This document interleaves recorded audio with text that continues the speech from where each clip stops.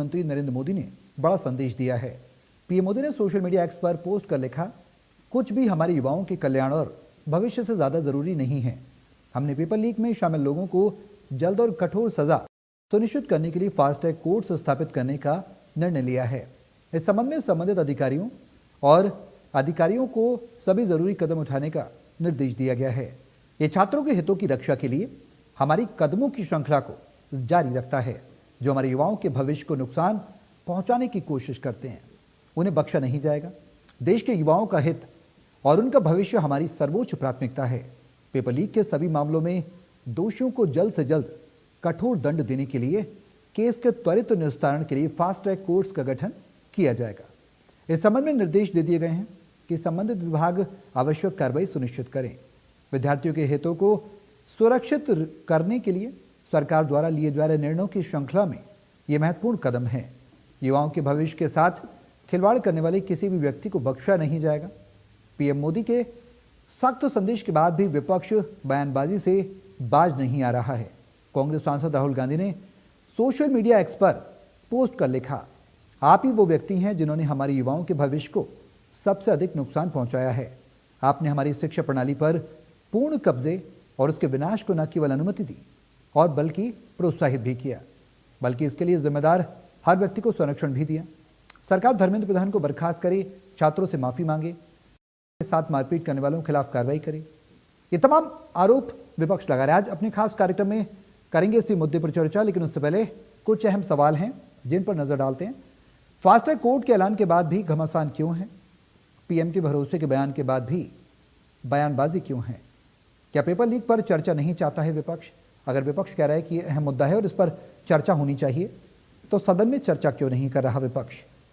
लगातार सियासी पारा हाई है और राजधानी में हम देख रहे हैं कि किस तरह से न सिर्फ राजधानी बल्कि कई राज्यों में भी इस तरह की तस्वीरें सामने आ रही हैं। आज तक क्यों चुप बैठे, क्यों बात नहीं करे? ये इस हालात को बनाने के लिए, बच्चों को सड़क पे उतरने के लिए, लाठियां खाने के लिए अगर किसी ने मजबूर किया है या किसी ने ये वातावरण तैयार किया है, ये प्राइम मिनिस्टर ने किया है, दूसरे को किए नहीं। वो खुद ही ये स्थिति उन्होंने पैदा की है और जो आदमी वातावरण पैदा करता है वो सॉल्वेशन भी वही देना चाहिए। आपने कभी देखा है इस हमारे लोकतंत्र की पूरी हिस्ट्री में, इतिहास में, कि सरकार के एमपी बाहर खड़े होकर प्रदर्शन कर रहे हैं? और कितने सत्रों से ये चल रहा है, चला ही नहीं पा रहे हैं। बाहर जो हो रहा है देखिए, कमजोर है, एकदम कायर है। What is this? Are we living in a democracy? Think about it. Children are protesting. They're all young. Think about it. They've cut all the internet. What are they doing? They're not terrorists. Their parents will be worried. Their families will be worried. They can't contact anyone. They're putting tear gas on them. They're beating them. What kind of democracy is this? And why aren't you people speaking up? Why aren't you speaking up? Why are you constantly asking me only the questions which wants you to ask me? Are you asking them anything? Have you asked the ministers? Have you asked how is the Prime Minister tweeting this morning that he cares for children when last night he's tear gassed them? Last night he's had them beaten up. Who's responsible? He takes credit for going to Mars. He takes credit for every achievement of this nation, which is the achievement of our youth and the achievement of our people. He takes credit, doesn't he? So now's the time for him to take responsibility. Now is the time for him to take responsibility for his actions. It is him who is getting people beaten up. Under his nose, there are 152 papers have leaked in 10 years. 100. तो सियासत लगातार जारी है और अब प्रदर्शन भी हो रहा है। ज्यादा जानकारी के लिए न्यूज हरियाणा के इनपुट हेड दीपक शर्मा हमारे साथ लाइव जुड़ गए हैं, सीधे उनका रुख करेंगे। दीपक, आज के माहौल को समझने की कोशिश करें तो लगातार प्रदर्शन जंतर मंतर पर भी देखने को मिल रहा है। हरियाणा में भी हमने देखा लगातार प्रदर्शन हो रहा है, जहां एक तरफ कांग्रेस कर रही है सरकार के खिलाफ, तो बीजेपी भी सड़कों पर आ रही है। मौजूदा स्थिति को समझने की कोशिश करें तो अब क्या कुछ नजर आता है? जी बिल्कुल, लगातार अगर बात करें, आज 4 दिन रहे संसद का मानसून सत्र चलते हुए भी लगातार इसी नीट की परीक्षा का जो मुद्दा था, इसको लेकर के दिल्ली के जंतर मंतर पर जो धरना चल रहा था, अब ये मानसून का सत्र भी उसी की भेंट चढ़ रहा है। 4 दिन से हंगामा रहा, चारों दिन तक सुबह 11 बजे सेशन शुरू होता है, कार्रवाई हंगामे के चलते स्थगित होती है 12 बजे तक, 12 बजे फिर सत्र शुरू होता है, उसके बाद फिर हंगामा होता है, तो फिर उसे 2 बजे तक स्थगित किया जाता है, 2 बजे के बाद अगले दिन तक, ये 4 दिन तक चला। लेकिन दूसरा, क्योंकि लगातार विपक्ष हंगामा कर रहा है संसद परिसर के अंदर भी और सदन के बाहर भी अगर बात की जाए, तो जो संसद का परिसर है वहां पर भी लगातार जो है विरोध प्रदर्शन जो है विपक्ष द्वारा चल रहा है। और अब ना केवल विपक्ष बल्कि सत्ता पक्ष यानी एनडीए के भी जो सांसद हैं वो भी विपक्ष के खिलाफ प्रदर्शन कर रहे हैं कि विपक्ष सदन को नहीं चलने दे रहा है। यह आरोप प्रत्यारोप का दौर चल रहा है लगातार। वहीं दूसरी तरफ अगर हम बात करें तो सीजेपी यानी कॉकरोच जनता पार्टी, जिसमें लगातार युवा जो दिल्ली पहुंच रहे हैं, उनका विरोध प्रदर्शन जारी है। और न केवल अब दिल्ली के अलावा तमाम राज्यों में भी है। दिल्ली की अगर बात की जाए, यूं तो अब सरकार के द्वारा तमाम प्रयास किए जा रहे हैं। अब से कुछ देर पहले भी प्रधानमंत्री नरेंद्र मोदी ने गृह मंत्री अमित शाह के साथ, उनके साथ साथ कैबिनेट मंत्री जेपी नड्डा के साथ जो है बैठक करी थी। बैठक में तमाम मुद्दों को लेकर चर्चा की गई थी, मौजूदा परिस्थितियों को लेकर के चर्चा की गई थी। जेपी नड्डा की तरफ से प्रस्ताव भेजा गया सीजेपी के एक डेलीगेशन के पास कि आप आइए, बात कीजिए। सीजेपी का कहना है कि मंत्री यहां पर आकर के बात करें जंतर मंतर पर। सरकार जंतर मंतर जाने के लिए तैयार नहीं, जो कि कहीं ना कहीं एक बड़ी चुनौती भी है सुरक्षा की दृष्टि से भी। वहीं दूसरा, वो सीजेपी के लोगों का कहना है, प्रतिनिधियों का कहना है कि वो मंत्री के कार्यालय या आवास पर नहीं जाएंगे। इसको लेकर एक प्रावधान भी रखा गया, किसी अन्य जगह पर, किसी होटल में, यहाँ पर अशोका में या किस तरीके से चर्चा की जाए, उसका अभी कोई रास्ता अख्तियार नहीं किया गया है। लेकिन एहतियातन ये प्रबंध जरूर किया गया है कि जिस तरीके से कल रात की तस्वीरें देखी गई कि जंतर मंतर पर विरोध प्रदर्शन होता है, कल रात को ऐसा भी सामने आया कि ये दोबारा पार्लियामेंट की तरफ चले गए थे तमाम जो युवा हैं, जो छात्र छात्राएं हैं। तो आज एहतियात के तौर पर कनॉट प्लेस के आसपास भी तमाम लोगों को संदेश दिया गया है कि 6:30 बजे जो है मार्केट बंद कर दी जाएगी। कनॉट प्लेस में जितने भी शॉप्स हैं, जितनी भी दुकानें हैं, वो तमाम बंद कर दी जाएंगी। कनॉट प्लेस के आसपास जितने भी ऑफिस हैं, चाहे वो 12 खंबा रोड की बात की जाए या आसपास के जो तमाम है, इन तमाम मार्गों पे जितने कार्यालय हैं उन्हें भी 6:30 बजे तक बंद करने के निर्देश जो हैं वो यहाँ पर पुलिस प्रशासन की तरफ से दिए गए हैं एहतियातन, ताकि सुरक्षा व्यवस्था में कोई दिक्कत ना आए। लेकिन साथ साथ लगातार छात्र छात्राओं की संख्या भी यहाँ पर बढ़ रही है। इसके अलावा अगर बात की जाए तो हालांकि सरकार के स्तर पर भी बातचीत के जो तमाम प्रयास है वो यहाँ पर किए जा रहे हैं। अगर बात की जाए तो दिल्ली के अंदर अगर बात करें तो, लेकिन दूसरी तरफ सबसे बड़ा मुद्दा यही है कि ये शांत कैसे हो। सोनम वांगचुक जो कि गुरुग्राम के एक अस्पताल में भर्ती हैं, उनसे भी बातचीत का प्रयास है, क्योंकि सोनम वांगचुक की तरफ से भी कहा गया कि इस मामले को लेकर के अगर बात की जाए कि इस पूरे मामले पे कि वो उन्होंने, सोनम वांगचुक ने भी कहा कि अगर उन्हें लिखित में कुछ ऐसा आश्वासन रहता है, सरकार ये कहती है कि वो इस मामले में कोई एफआईआर नहीं करेगी छात्र छात्राओं के खिलाफ, उनकी मांगों को लेकर के क्या अगर कोई ठोस आश्वस्त करती हैं तो उसके ऊपर वो विचार करेंगे। लेकिन लगातार ये विरोध प्रदर्शन चल रहा है और सबसे बड़ी बात, सबसे बड़ी चुनौती है कि आखिर ये मामले का राजनीतिकरण हो गया। हालांकि आज प्रधानमंत्री की तरफ से पोस्ट भी किया गया था कि फास्ट ट्रैक कोर्ट में इस मामले की सुनवाई होगी।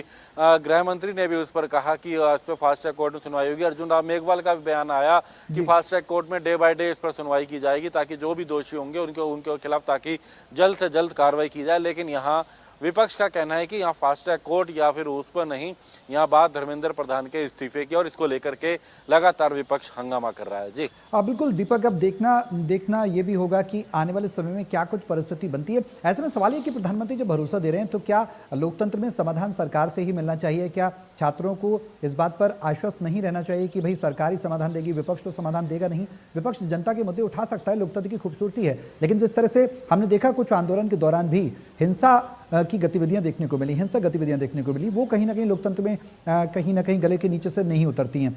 ऐसे में अब आने वाले समय में हरियाणा की मौजूदा सियासत में भी अब उबाल देखने को मिल रहा है।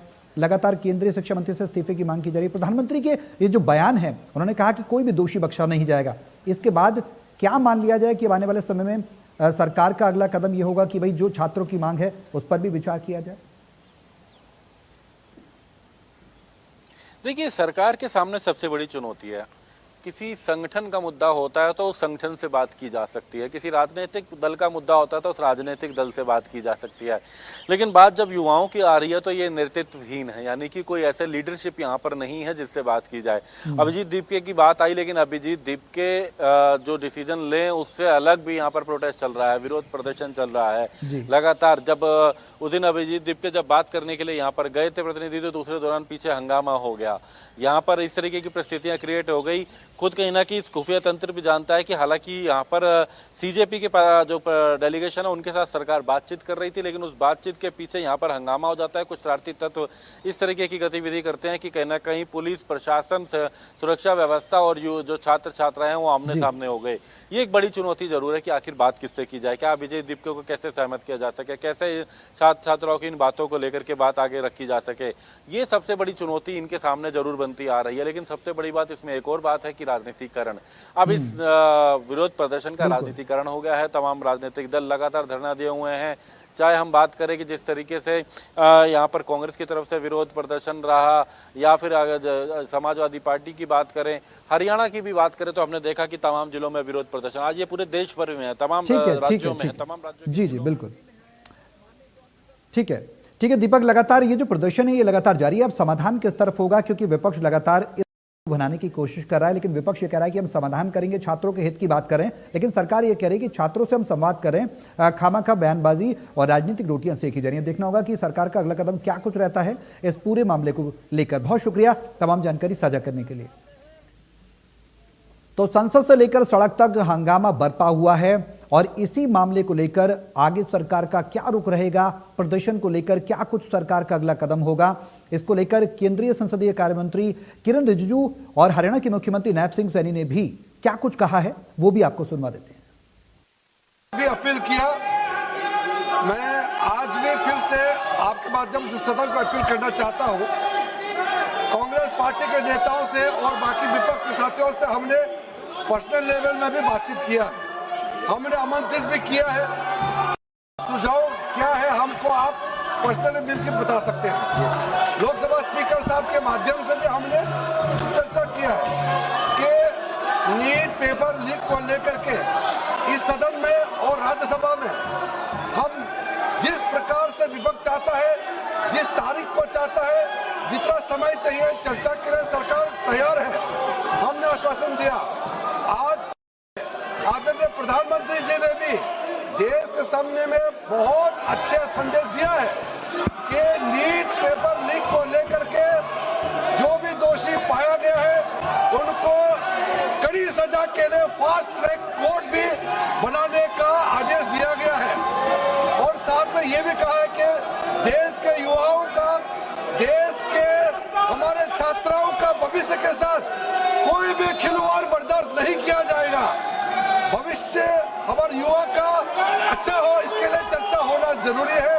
हम विपक्ष से फिर से हाथ जोड़ के हम अनुरोध करना चाहते हैं कि आप भी तय कब चर्चा शुरू करना है, हम तैयार हैं, लेकिन आप कंडीशन लगा करके बहाना मत बनाइए, क्योंकि अगर आप कंडीशन लगाता है, आप एक्सक्यूज देते हैं, तो इसका मतलब सब समझ जाते हैं कि आप चर्चा से भागना चाहते हैं। हम चाहते हैं कि जितना लंबा हो, जितना बोलना चाहता है, एक दिन 2 दिन लीक पेपर देश भर में जितने राज्यों में आज तक पेपर लीक हुए हैं सबका सब चर्चा हो जाए और सरकार ने क्या कदम उठाया है। को राजनीति रंग देने का प्रयास कर रहे हमारे विपक्षी का है, वे प्रदर्शन कर रहे हैं, युवाओं को भी बरगला रहे हैं, लेकिन संसद को नहीं चलने दे। दुर्भाग्यपूर्ण है। हम देख रहे हैं कांग्रेस का लंबा समय तक उनकी गलत नीतियों के कारण, मैंने अभी चर्चा की है बच्चों के बीच में, मैं नाम नहीं लेना चाहता था किसी ऐसे दल का, क्योंकि बच्चों के ऊपर कोई वो जो समस्याओं से हमारे पूर्व के बच्चे जूझे हैं, उन्होंने जो पूर्व के समय के अंदर उनकी सरकारों के अंदर प्रताड़ना सही है। मैंने बीच में नाम लेकर के चर्चा की, मैंने बताया भी है, क्योंकि उनके जो गठबंधन के लोग हैं उनके राज्यों में किस प्रकार से प्रतिभावान बच्चों को उनके साथ धोखा किया जाता है। तो प्रधानमंत्री नरेंद्र मोदी ने ट्वीट किया है, कुछ भी हमारे युवाओं के कल्याण और भविष्य से अधिक महत्वपूर्ण नहीं है। हमने पेपर लीक में शामिल त्वरित और कठोर दंड सुनिश्चित करने के लिए फास्ट ट्रैक कोर्ट स्थापित करने का निर्णय लिया है। इस संबंध में संबंधित अधिकारियों को सभी आवश्यक कदम उठाने का निर्देश दिया गया है। ये छात्रों के हितों की रक्षा हमारे कदमों की श्रृंखला को जारी रखता है। जो हमारे युवाओं के भविष्य को नुकसान पहुंचाने की कोशिश करते हैं उन्हें बख्शा नहीं जाएगा। देश के युवाओं का हित और उनका भविष्य हमारी सर्वोच्च प्राथमिकता। पेपर लीक के सभी मामलों में दोषियों को जल्द से जल्द कठोर दंड देने के लिए केस के त्वरित निस्तारण के लिए फास्ट ट्रैक कोर्ट्स का गठन किया जाएगा। इस संबंध में निर्देश दे दिए गए हैं कि संबंधित विभाग आवश्यक कार्रवाई सुनिश्चित करें। विद्यार्थियों के हितों को सुरक्षित करने के लिए सरकार द्वारा लिए जा रहे निर्णयों की श्रृंखला में ये एक महत्वपूर्ण कदम है। युवाओं के भविष्य के साथ खिलवाड़ करने वाले किसी भी व्यक्ति को बख्शा नहीं जाएगा।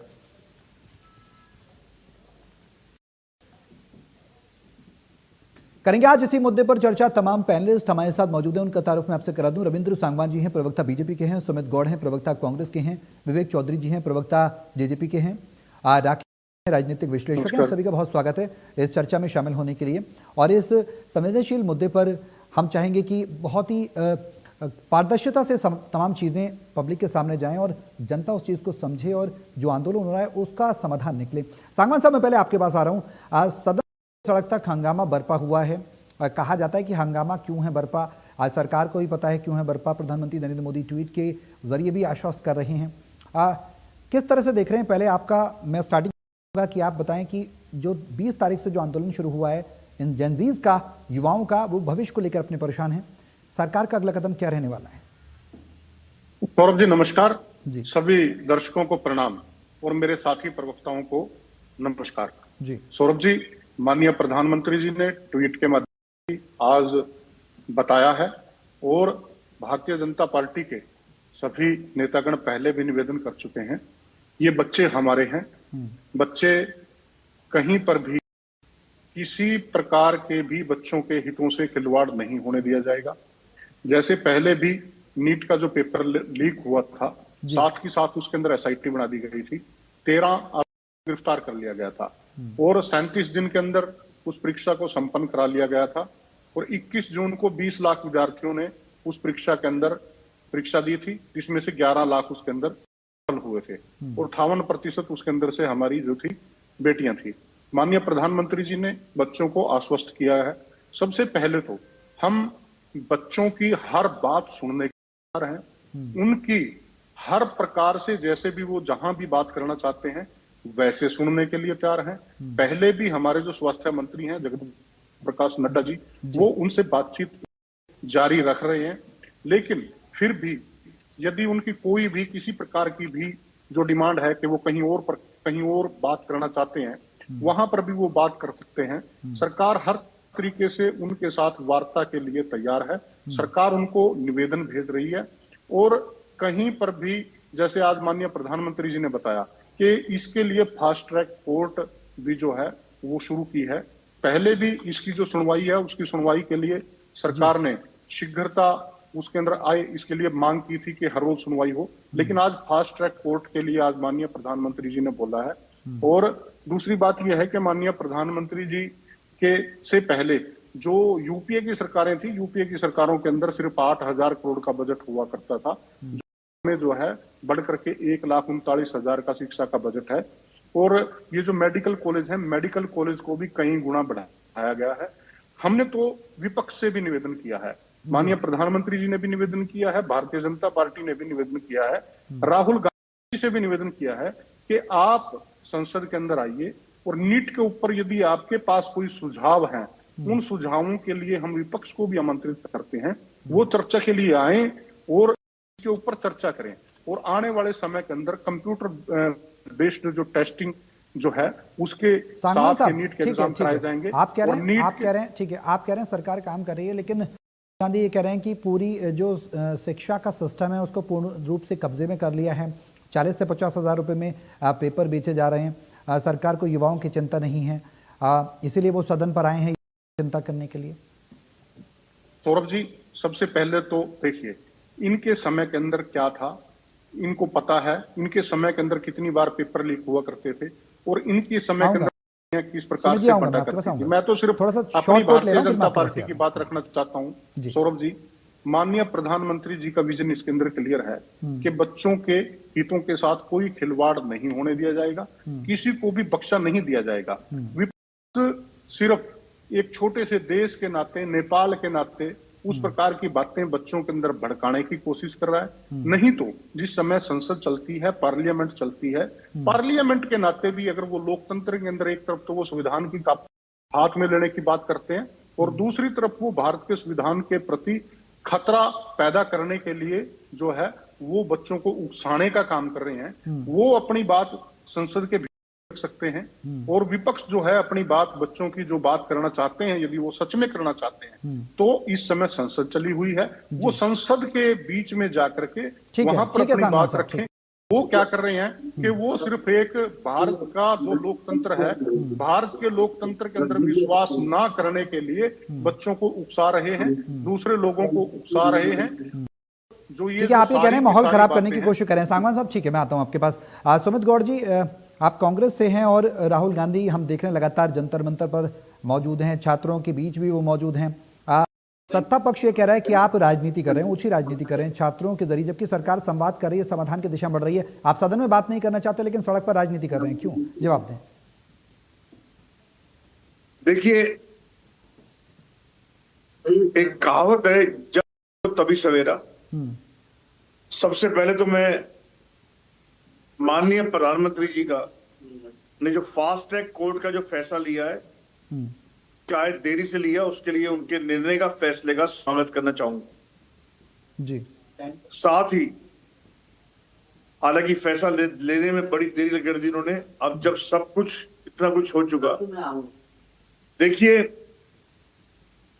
अभी मैं सांगवान जी को सुन रहा था, रविंद्र सांगवान जी को, बड़ी सफाई से उन्होंने बीजेपी का पक्ष रखा। शायद वो इस चीज को भूल गए कि मुझे भी रात को घर वापस जाना है। आज बीजेपी के नेताओं तक का ये हाल हो रहा है कि जब वो अपने घर पे वापस जा रहे हैं ना, तो उनसे उनके बीवी बच्चे सवाल कर रहे हैं और उनसे उनके बच्चे लड़ रहे हैं कि क्या हो रहा है। हमारी उम्र के छात्रों को इस तरह कैसे मारा जा रहा है, पीटा जा रहा है जैसे आतंकवादी हों। और आपको कह देना चाहता हूं जी, ये 56 इंच का सीना अभी और भी झुकेगा। अगर डे वन से एक ही बात मान ली होती, इनकी बेचारे नौजवानों की जो अपने हितों की लड़ाई नहीं लड़ रहे, ये आने वाली पीढ़ियों के हितों की लड़ाई लड़ रहे हैं। उनकी एक ही मांग थी कि धर्मेंद्र प्रधान जी का इस्तीफा, और वो इसमें भी राजी थे कि धर्मेंद्र प्रधान का महकमा चेंज कर दें खाली। लेकिन बीजेपी सरकार की, प्रधानमंत्री जी की, रक्षा मंत्री जी की, होम मिनिस्टर जी की एक जिद कह लो, एक हट कह लो, वो कहां से कहां पहुंचा दिया। आज पिछले 3 दिनों में इंडिया में ही नहीं, पूरे हमारी कंट्री की इमेज खराब हुई है, पूरे वर्ल्ड में। और जिस ढंग से यूथ को इन्होंने, ये वही यूथ है जो इन्हें लगातार 3 बार से सत्ता दे रहा है। ये वही यूथ है जो इनके खोखले नारों में, जुमलों में फंस गया था, जिसने इन्हें बार बार सत्ता में पहुंचाया। ये वही यूथ है जो अंतर्गत हो गया था, लेकिन अब ये भी जाग चुका है। मैं साफ कहना चाहता हूं, जिस तरीके से दिल्ली पुलिस ने के जवानों ने किया, हालांकि दिल्ली पुलिस भी ये नहीं करना चाहती थी, इनके हाथ में कोई हथियार नहीं थे, इनके हाथ सुमित जी की आवाज आ रही है, थोड़ा सा उनका ऑडियो थोड़ा सा बढ़ाएं जी।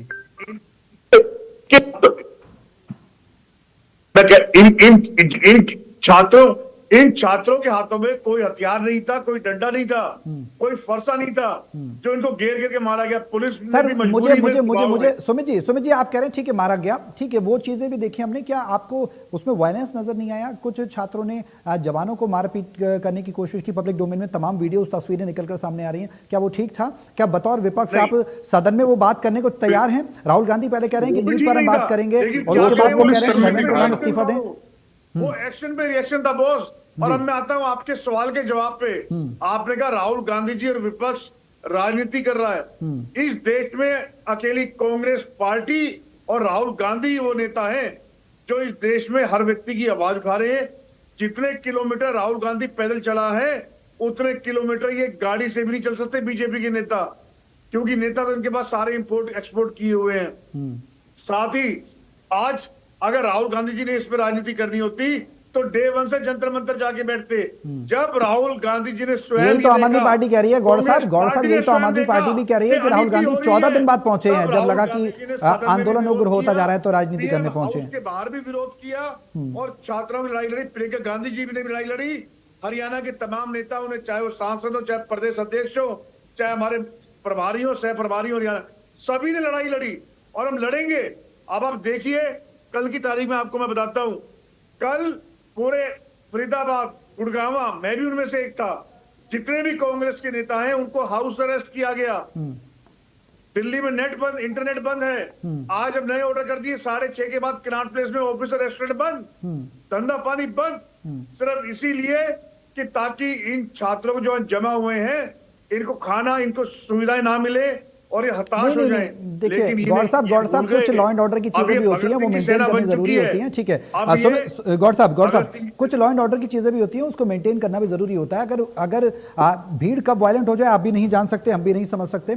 लेकिन अब आपकी मांग क्या है बतौर विपक्ष? क्या आप सदन में बात करने को तैयार हैं? क्योंकि ये सरकार ये कह रही है कि सदन से भाग रहे हैं बात से, आप शॉर्ट में बताएं। उन्होंने ये मांग करी थी कि मुझे सदन में बोला जाए, बोलने का मौका दिया जाए। इस छात्रों के मुद्दे पे नहीं दिया गया।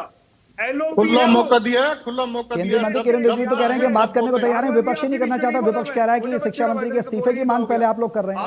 राहुल गांधी पहले कहते हैं हम चर्चा करेंगे, फिर कहते हैं कि हम इस्तीफे की मांग कर रहे हैं। घसीट के पुलिस ने बस में डाला, श्रीमती प्रियंका गांधी जी को धक्के दिए, कांग्रेस के अनेकों सांसदों से दुर्व्यवहार किया। वायलेंस को तो अलाउ नहीं किया जाएगा ना गौड़ साहब, देखिए वायलेंस को अलाउ नहीं किया जाएगा। प्रदर्शनकारी शांतिपूर्ण तरीके से अगर अपनी बात रखते हैं तो लोकतंत्र में रख सकते हैं, लेकिन अगर आप हिंसा करेंगे, हिंसा का रुख अपनाएंगे तो उसको स्वीकार नहीं किया जाएगा सर्वसाधारण समाज में।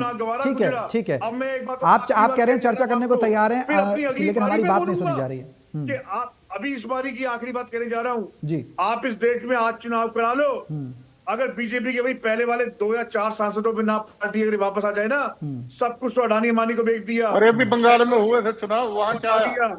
दालचीनी पर वो दिन भूल गए सांगवान जी जब समृद्धि।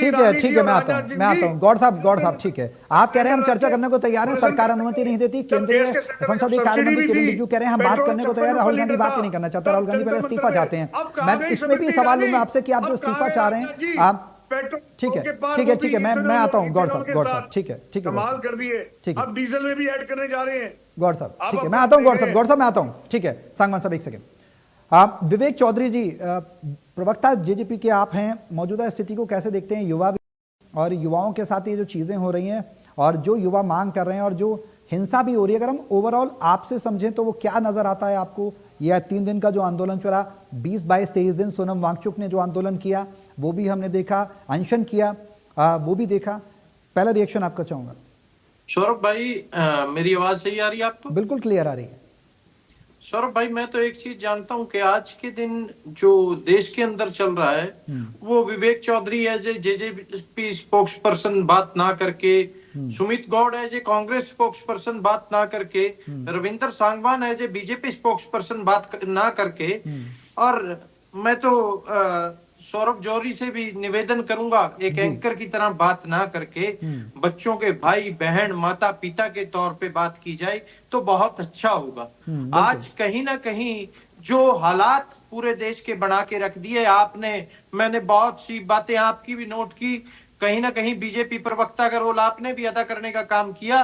कई बातें आपने ऐसी कह दी कि जो आपको मजबूरी आपकी कहनी, पर मैं एक चीज कहूंगा, विपक्ष में बैठकर आप यही आरोप लगाते हैं। मैंने आपसे आपका पक्ष पूछा सर, ठीक है, मीडिया पर आरोप लगाना, मीडिया पर, और मीडिया के साथ जो वहां पर, एक सेकंड विवेक जी सुनिए मेरी बात, मीडिया के साथ जो वहां पर हो रहा है, कवरेज के लिए पत्रकार जा रहे हैं, उन्हें मारा पीटा जा रहा है, वो तो सही नहीं है ना। मैंने हिंसा को स्वीकार नहीं करने की बात कही है, आप उसकी मजम्मत करते हैं, आप उसको स्वीकार करते हैं, इसका मतलब मैं हिंसा की बात कर रहा हूं, आप उसकी मजम्मत करते हैं कि हिंसा होनी चाहिए। लोकतंत्र की जो आवाज है, पब्लिक की जो आवाज है, उस पर उसके साथ मारपीट होनी चाहिए, आप इस चीज को स्वीकार करते हैं?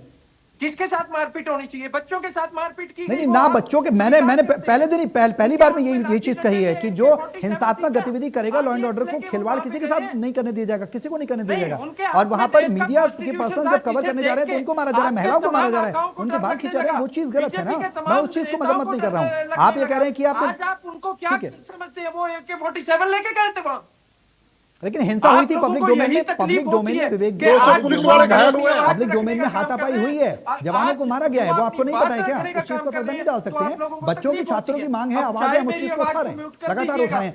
उससे हमें विवेक चौधरी जी से पूछने की जरूरत नहीं है कि क्या बोलना है क्या नहीं बोलना।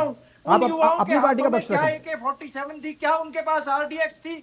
अगर आज किसी का फेलियर है तो फेलियर है होम मिनिस्ट्री का, जिसको यही अंदाजा नहीं था कि वहां पे कितने युवा आएंगे, उसके हिसाब से वो बंदोबस्त नहीं कर पाए। और आज जो गुंडे बुलाए गए RSS के, जो सिविल ड्रेस के अंदर वहां पे आए, वो किसने बुलाए? विवेक जी, आपको अभी गुंडे नजर आते हैं, ठीक है, आपको अभी गुंडे नजर आते हैं। हरियाणा में गठबंधन ने सरकार बना ली आपने बीजेपी के साथ, उस वक्त गुंडे नजर नहीं आए आपको? जानते हैं, जो बीजेपी के गुंडे वहां पे आए, उनके हमने ही राज में रखा आपको, हमने 20 दिन से आंदोलन चल रहा था, क्यों नहीं कोई वहां पे आया? ना करें, 20 दिन से शांतिपूर्वक तरीके से आंदोलन चल रहा था, क्यों नहीं आप में से कोई वहां गया? आज देखने की बात यह है, युवाओं के ऊपर जो प्रताड़ना की गई है वो किसी से छुपी हुई नहीं है। आज वहां जाके राजनीतिक रोटियां सेकने का काम कोई भी कर लेगा। हम तो एक चीज जानते हैं कि अगर सच है तो सच को कहना सीखिए, जो झूठ है उसको कहना सीखिए। आपको ये तो दिखा युवाओं ने किया, आपको ये नहीं दिखा सिविल ड्रेस के अंदर वहां क्या क्या किया गया, लड़कियों के कहां डंडे मारे गए। क्यों अफवाहें फैला रहे हो? हम अफवाहें फैला रहे हैं, सोशल मीडिया फैला रहे हो, आप बताने का काम कीजिए। वही क्या लड़कियों के साथ बर्ताव किया गया, क्या लड़कियों के वही मैं कह रहा हूँ विवेक जी, आपको वो भी देखना चाहिए। महिला पत्रकार वहां पर पहुंचे, उनके साथ किस तरीके का दुर्व्यवहार किया गया, वो भी देखना चाहिए आपको। छात्रों के लिए हम आवाज उठा रहे हैं लगातार, नीट को लेकर सरकार को जगा रहे हैं, ठीक है? RSS के गुंडे जख्मी हुए हैं। ठीक है विवेक जी, मैं आता हूं आपके पास। Rakesh ji, as a political analyst, ये लगातार आंदोलन चल रहा है और बहुत चरम सीमा पर पहुंच चुका है। ये बात जो विवेक जी कह रहे हैं, अगर उसको भी हम कंसिडर करें, सरकार ने देर की, हम अक्सर चर्चा में करते रहते हैं कि एक लंबा समय हो गया, लंबा अंतराल हो गया, विपक्ष को मुद्दा बुझाने का मौका मिल गया। अब आने वाले समय में आंदोलन की दिशा और दशा क्या देखते हैं? देखिए सौरभ भाई, मैं बस 1 मिनट पहले कुछ फैक्ट्स पे लूंगा, फिर आने वाले समय के बारे में जो आपका प्रश्न है उसका उत्तर दूंगा। देखिए, अगर हम इतिहास के पन्नों को टटोलेंगे तो लाल बहादुर शास्त्री जी ने एक 1956 में रेल हादसा हुआ और 7 दिसंबर 1956 में लाल बहादुर शास्त्री जी ने नैतिकता की जिम्मेदारी लेते हुए अपने रेल मंत्री के पद से इस्तीफा दे दिया। ये एक बहुत बड़ी मिसाल थी कि किसी भी पद पर रहने वाले व्यक्ति की कुछ नैतिक जिम्मेदारियां।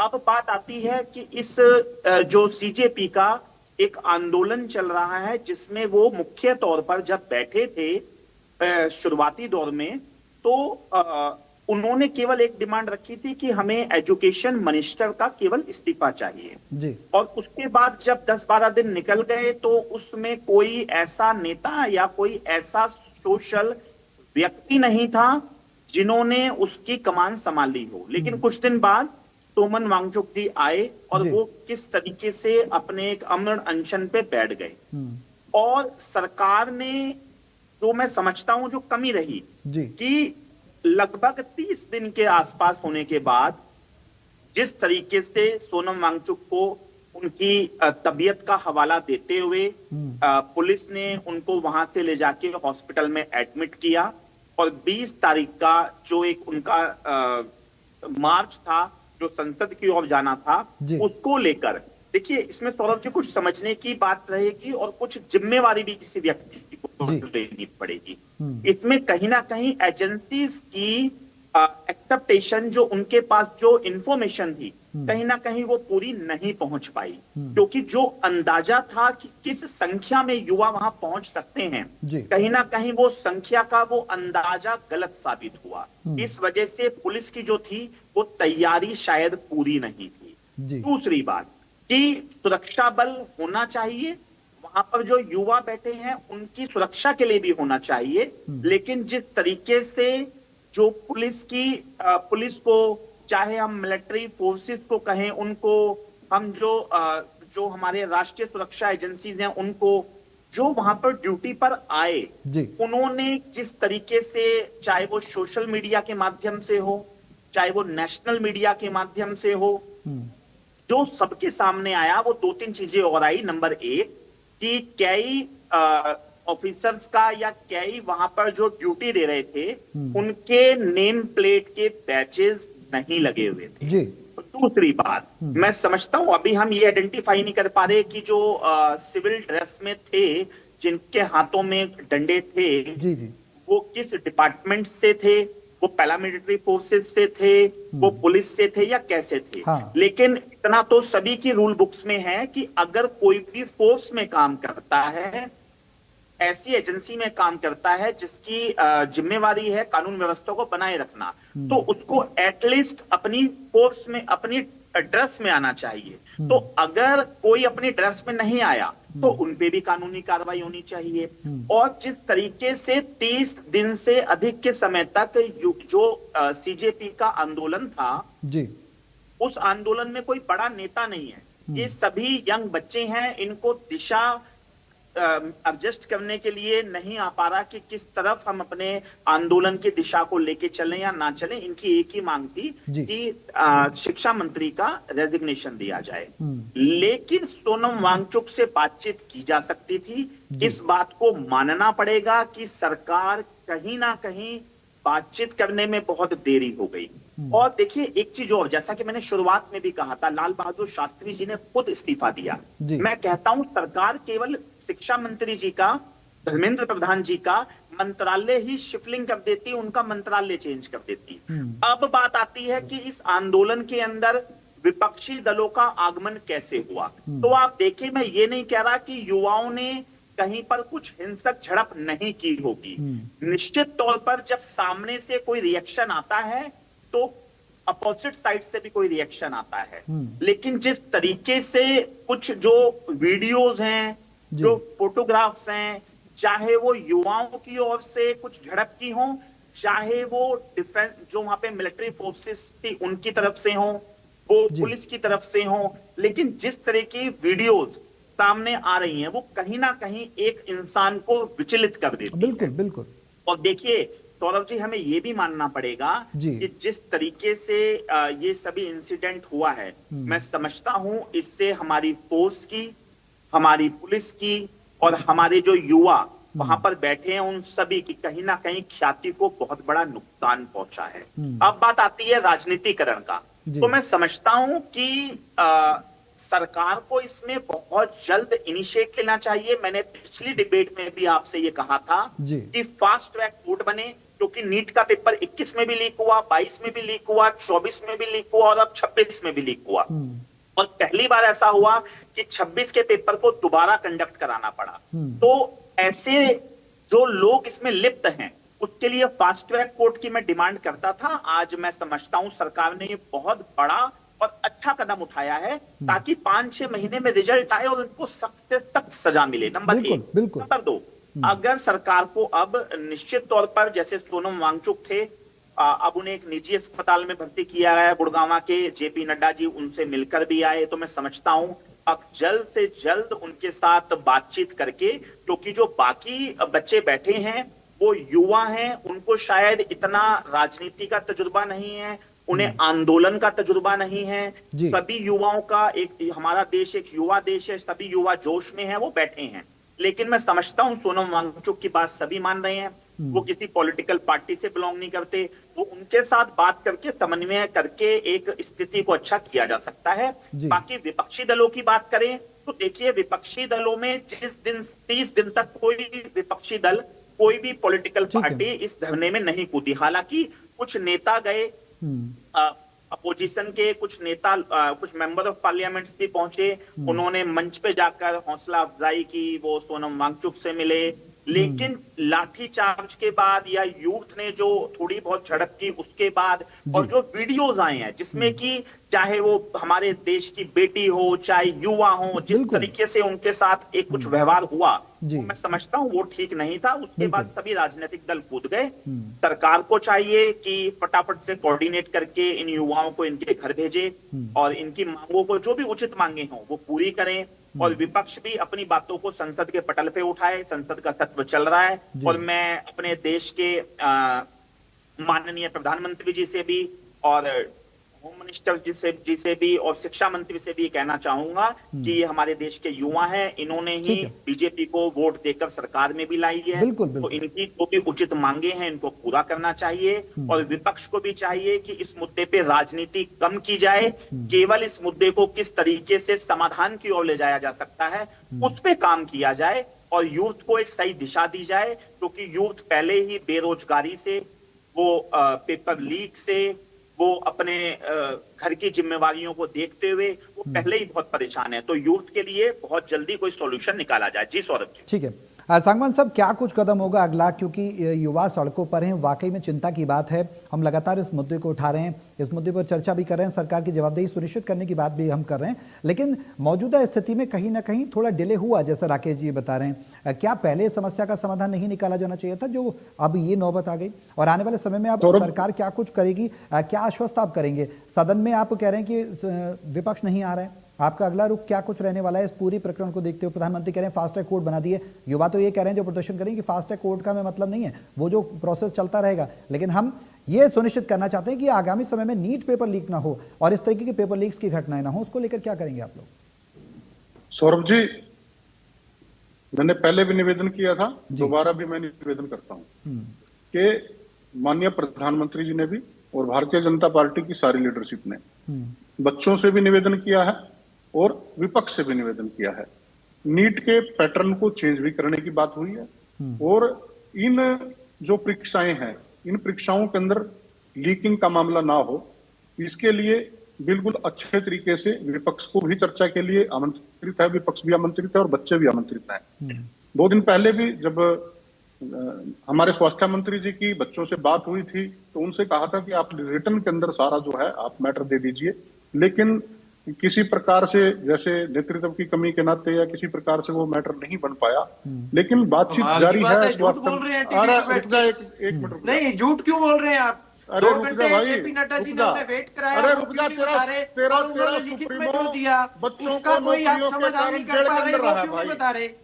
आपके सुप्रीमो बच्चों को नौकरियां देने के चक्कर में जेल में रहे हैं। ऊपर बैठ के आप झूठ ना बोलिए, मान सकते हैं आपके कहे अपनी बात कंप्लीट कर लेने दीजिए। विवेक जी सुन लेते हैं, विवेक जी ठीक है, सुन लेते हैं कि देखिए समाधान आप तो देंगे नहीं, आप तो सत्ता में है नहीं विवेक जी, पर सुन लेते हैं उनको, फिर मैं आपके पास भी आऊंगा। सर ऐसा नहीं है, आपके पास भी आऊंगा, गौड़ साहब के पास भी आऊंगा, उनको सुन लेते हैं। मुद्दा जो है उस मुद्दे पे बात कीजिए। आप लोगों ने, आप लोग बात कर रहे हो, आप मुद्दे को ना कहिए, जिस मुद्दे पे बहस हो रही है उस मुद्दे पे। विवेक जी एक सेकंड, विवेक जी एक सेकंड, थोड़ा सा मैच्योर बिहेवियर करें, थोड़ा सा परिचय दें।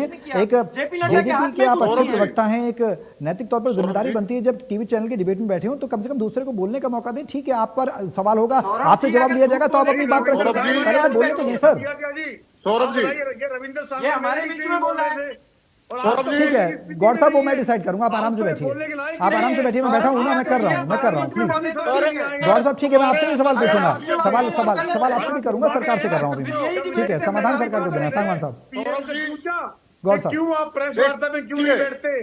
तो जवाब नहीं था। सौरभ जी, गौड़ साहब सुन लीजिए प्लीज, गौड़ साहब प्लीज सुन लीजिए। पता है के दिल्ली आए, बस कहने के लिए कुछ नहीं बचा, एजेंसियों को पूरा पता था, लेकिन उनको आंदोलन करने की परमिशन दी गई और उन्होंने कहा था कि जो राजनीतिक दल हैं वो आंदोलन के अंदर नहीं आएंगे। उनसे बातचीत चलती रही, लेकिन शुरू से ही भारत सरकार का जो रवैया है वो बच्चों के प्रति नरम रवैया है। उनके साथ जो बातचीत की जा रही है वो सारी नरमाई से की जा रही है। ये इन लोगों ने माहौल खराब किया, 21 तारीख को जो माहौल खराब किया इन लोगों ने खराब किया। ये जो कांग्रेस के लोग कर रहे हैं ना, कांग्रेस के लोग, राहुल गांधी जिस समय नीट के पेपर हो रहे थे उस समय यहाँ नहीं थे, वो उस समय विदेश के अंदर थे। आकर के एकदम से आंदोलन को खराब किया, आंदोलन को खराब। ठीक है सांगवान साहब, आप कह रहे हैं नरम रवैया है, लेकिन ठीक है, लेकिन समाधान चाहते हैं छात्र। सांगवान साहब एक सेकंड, गौड़ साहब एक सेकंड, विवेक जी मांगा एक सेकंड, गौड़ साहब ऐसे ठीक है, ऐसे नहीं, फिर मैं आपको समझ नहीं दे पाऊंगा सर, टाइम ओवर हो जाएगा, समझने की कोशिश करें, मैं ऐसे समय नहीं दे पाऊंगा, बीच में जंप मत करें।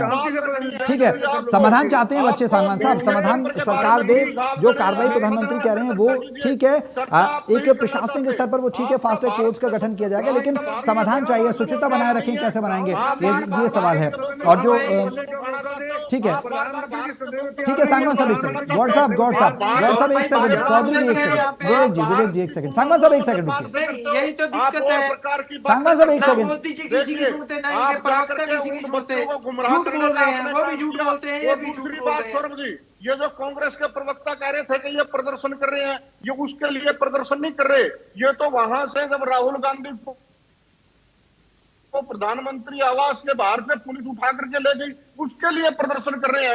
ये कोई और बात नहीं कर रहे हैं, ये तो ये कह रहे हैं। ठीक है एक सेकंड सांगवान साहब, गौड़ साहब ठीक है, सांगवान साहब आरोप तो ये भी लग रहे हैं ना कि आप और कांग्रेस की मिली भगत है, आम आदमी पार्टी ये कह रही है कि स्टूडेंट्स के जो इस तरीके से आंदोलन हो रहा है इसको कम से कम अप्रभावी करने के लिए ये कांग्रेस ने जब प्रदर्शन किया राहुल गांधी ने, तो तुरंत तमाम मंत्री पहुंच गए उनसे बातचीत करने। ठीक है गौड़ साहब ठीक है, सियासत से परे बात करते हैं।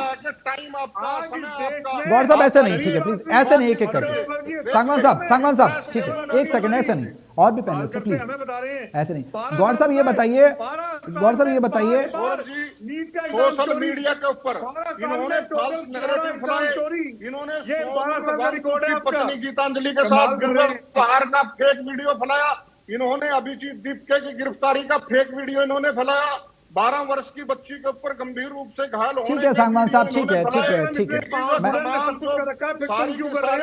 सांगवान साहब एक सेकंड, सांगवान साहब ऐसे नहीं सांगवान साहब, गौड़ साहब एक सेकंड, सांगवान साहब ठीक है, आप कह रहे हैं कि विपक्ष ने माहौल खराब करने की कोशिश की, सरकार बातचीत करना चाह रही थी, लेकिन 22-25 दिन 30 दिन क्यों हुए, सवाल वही है कि इतना विलंब क्यों हुआ। सांगवान साहब एक सेकंड, सांगवान साहब का ऑडियो ऑन कर दीजिए प्लीज। गौड़ साहब, अब विपक्ष की भूमिका क्या रहेगी, राहुल गांधी क्या करेंगे, बातचीत क्यों नहीं कर रहे सदन के अंदर? आप पर आरोप लग रहे हैं कि सीधे तौर पर आप युवाओं को बरगला रहे हैं, क्यों बरगला रहे हैं साहब? उससे पहले भी मैं इस डिबेट में भी और वहां पर भी ये वहां की चीजें मैं आपको दिखा रहा हूं, आपको समझ में आ जाएगा। ये देखिए, ये मेरी टी शर्ट की वीडियो है, मैं वहां पर डे एंड नाइट जा रहा हूं, उनकी हेल्प कर रहा हूं। और अपने दम पे जाओ भाई, अपने दम पे प्रदर्शन करो, बच्चों को क्यों गुमराह करने का काम कर रहे हो? कांग्रेस पार्टी अपना संगठन। ठीक है आप जा रहे हैं गौड़ साहब, ठीक है, दिख गया गौड़ साहब दिख गया, ठीक है। अब विपक्षी भूमिका सदन में क्या होगी, वही मैं पूछ रहा हूँ ना। वो तो ये कह रहे हैं कि ठीक है आप जा रहे हैं, तो वो सांगवान साहब ये कह रहे हैं आप सियासत चमका रहे हैं अपनी। आम आदमी पार्टी भी आपसे कह रही है कि बीजेपी से मिली भगत कर आप ये सब काम कर रहे हैं, ठीक है, आरोप प्रत्यारोप अलग है, लेकिन अब भूमिका क्या होगी सदन के अंदर की बात है। आप क्या बात कर रहे हैं? आप हमें विवेक भाई, इस दिल में बहुत कुछ है, और अगर कहीं हमारी पार्टी करेगी ना, वो आपका तो मैं पार्टी में भी आवाज उठा सकता हूँ, ठीक है। और मोबाइल रख लीजिए। और पहले भी इस देश में सबसे बड़ी विपक्ष की भूमिका अगर निभाई है तो केवल और केवल कांग्रेस पार्टी ने निभाई है। ठीक है। लेकिन अब विपक्ष की भूमिका सदन के अंदर भी तो निभाए।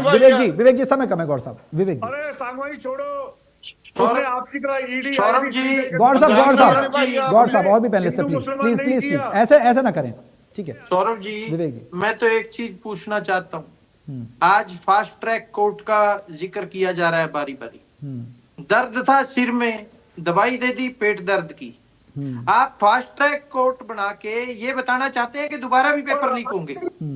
आप खुद मान रहे हैं कि दोबारा पेपर लीक होंगे। पहले दिन से जो युवा प्रोटेस्ट कर रहे हैं उनकी एक ही डिमांड थी कि रिजाइन कीजिए।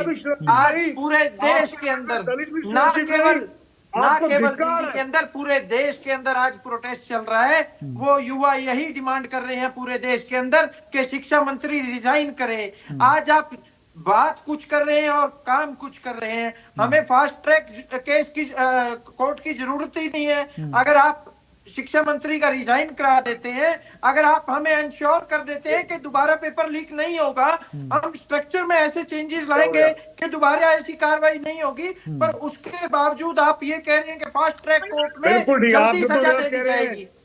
ठीक है, सुनिश्चित होना चाहिए, ये बात विवेक जी ठीक है, वो सुनिश्चित होना चाहिए कि नीट पेपर आगे से लीक ही ना हो, ये इस चीज को कंफर्मेशन देना होगा। कोर्ट किस लिए बना रहे हैं आप ये भी बताइए ना।